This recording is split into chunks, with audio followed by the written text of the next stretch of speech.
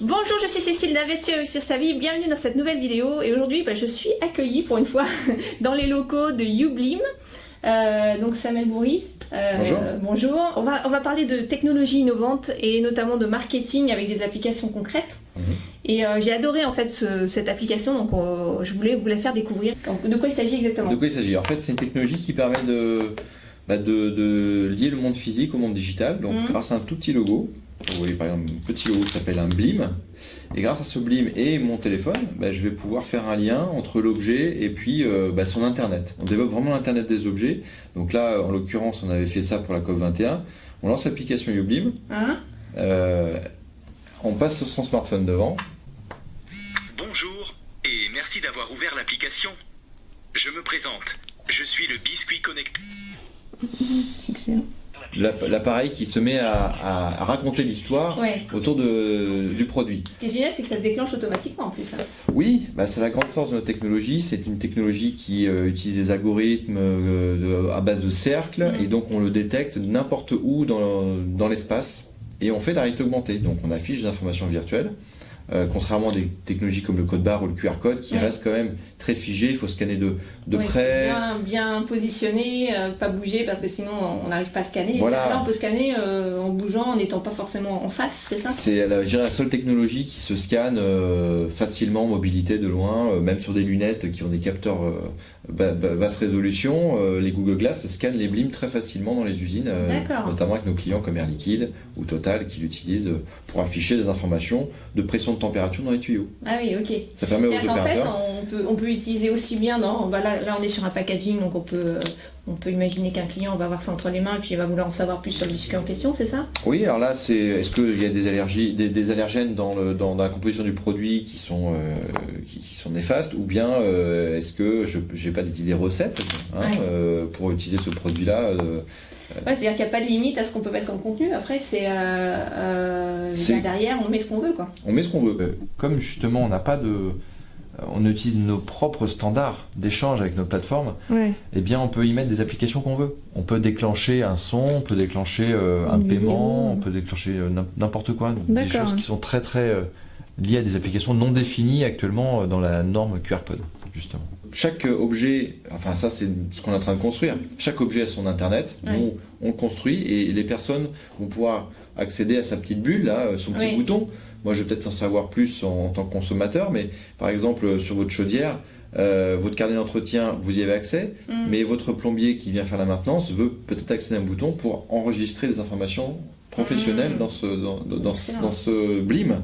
Et on construit vraiment un nouvel Internet. On parle de Web 3, là on est vraiment dans la réalité augmentée et l'IoT, donc l'Internet des objets, comme un opérateur qui connecte les objets non connectés. D'accord.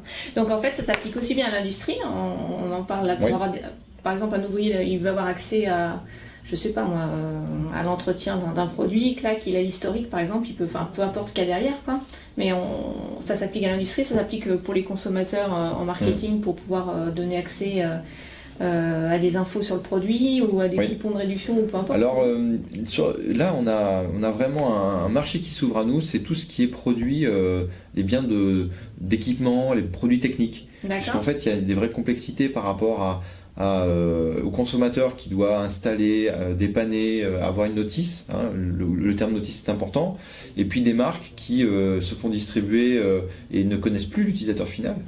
Donc des marques comme Michelin qui disent je mets des blims sur mes pneus agricoles pour que l'agriculteur il ait les abacs pour gonfler le pneu en fonction de la charge et puis du type de surface, et que ça crée un lien direct, parce que ce lien direct ils le perdent. Ils perdent la connaissance client et l'outil permet d'amener beaucoup de données. Et puis là on oublie toutes les vieilles notices où on doit se palucher toutes les pages pour rechercher une info. On a direct accès en ayant le logo sous les yeux, quoi. La bonne notice dans la bonne langue, et puis c'est très ludique, donc on se fait guider vraiment dans l'utilisation, comme on se fait guider d'ailleurs dans les rues de Paris depuis 2 jours, parce que notre application est dans les rues du Marais pour l'Euro.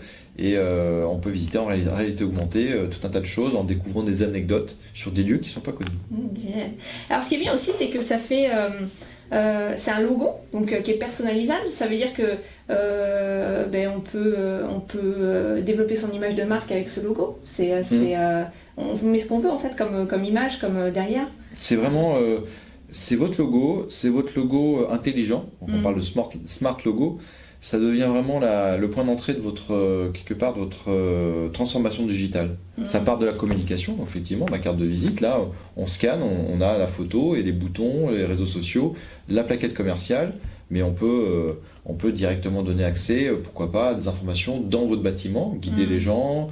Là tout à l'heure il y a encore quelqu'un qui nous disait j'ai vu un blim sur la porte d'un centre de loisirs sur Toulouse. Okay. Des gens qui utilisent le blim pour savoir qui est derrière, à qui appartient le bureau, etc., etc. Excellent. On découvre de multiples usages. Les entreprises se l'accaparent puisqu'effectivement on peut le personnaliser avec le logo ou bien mettre un pictogramme pour expliquer ce qu'il y a derrière. C'est ça. On veut parler aux gens dans la perception. Ok, super. Et alors, comment vous est venue cette idée en fait? Parce que vous êtes 2 associés, c'est ça? Oui, avec Olivier, en fait, on est ingénieurs tous les 2 de formation. On s'est rencontrés, lui il était chez Motorola, moi chez Thales, et on avait tous les 2 l'envie d'entreprendre. Vraiment. Et on s'est dit, chacun de son côté, sans se connaître, il faut qu'on se muscle un petit peu d'un point de vue finance et marketing. Et on a fait une formation à l'IAE à Toulouse, où là, en fait, on est revenu sur les bancs de l'école le vendredi après-midi, samedi matin. On a bien bossé, on a terminé tous les 2 majeur et vice-majeur de promo. Enfin, ça, c'est anecdotique. Mais surtout, ce qu'on a découvert, c'est qu'on avait des complémentarités en tant qu'associé, futur associé. Et en sortant de là, on voulait entreprendre, vraiment. On voulait vraiment créer quelque chose. Et l'idée est venue d'une scène de vie. J'étais chez mon coiffeur, je lisais la presse gratuite. Et là, le journaliste indiquait retrouver la vidéo de cet article-là sur Internet. Donc il fallait taper une URL qui faisait à peu près la largeur de la page. Donc le besoin, il s'est senti là en situation de mobilité, parce que j'étais pas chez moi, j'étais avec mon téléphone. Et en sortant de là, on s'est dit, on va inventer, on va dire quelque part, un code, quelque chose qui est simple à comprendre pour les gens, facile à scanner, qui est mass market. Et on a découvert la technologie dans un labo toulousain, et là, c'était parti. Ok. Donc là, en fait, ça marche avec une application, c'est ça, qui est téléchargeable sur mobile, sur les différentes plateformes, c'est bien ça? Oui. Elle fait quelques mégas. Vous allez sur l'App Store, Android Market ou Google Play et sur Windows Store, et vous trouvez l'application YouBlim ou l'application de nos clients qui intègre la technologie. Ah ok, d'accord. Voilà. Ok.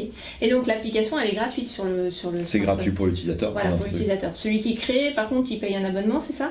Le modèle économique, c'est que les marques, les entreprises qui veulent intégrer nos technologies dans leur stratégie de communication, de relations clients ou dans leur usage interne, ils accèdent à une plateforme où ils créent les blims, ils créent les contenus. Donc ils payent un abonnement à cette plateforme-là et ils payent quelque part un achat de blim, un coût par blim.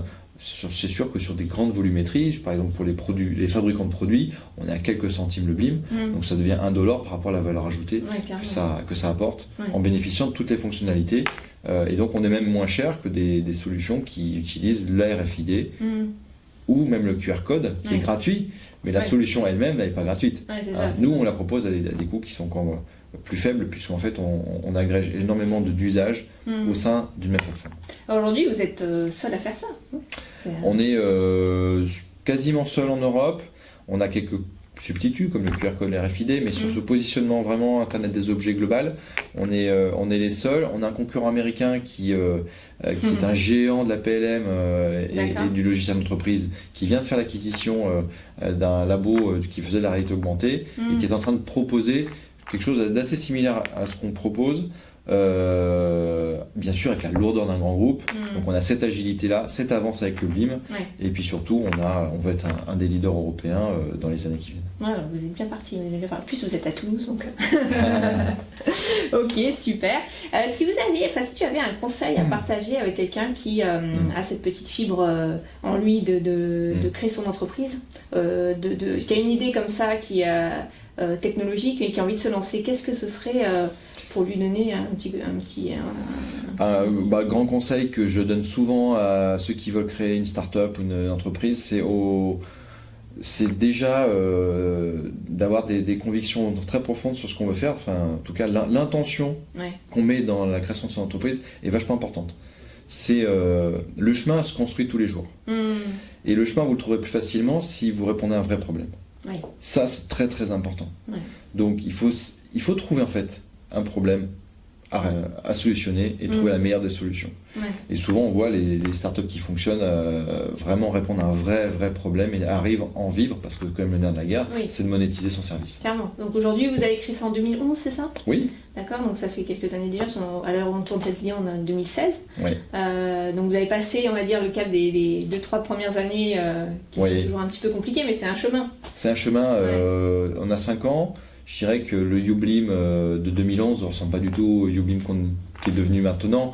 On a une version 2 de Youblim qui a commencé en 2015 et qui est en train de croître très fortement. Ok, super. Bonne continuation, on va vous suivre. Créez-vous gratuitement votre Blim, il y a une version gratuite, vous pouvez vous la faire sur youblim.com. Génial, merci beaucoup. Merci. À très bientôt, Samuel. Merci à toi. Partagez si vous avez aimé surtout. Donc là on est sur une carte, une carte de fidélité Air France pour ne pas le citer. Donc, et là on a les miles qui s'affichent. Voilà. Et après on peut consommer les miles, c'est-à-dire rentrer sur la plateforme de Air France pour acheter des... Excellent.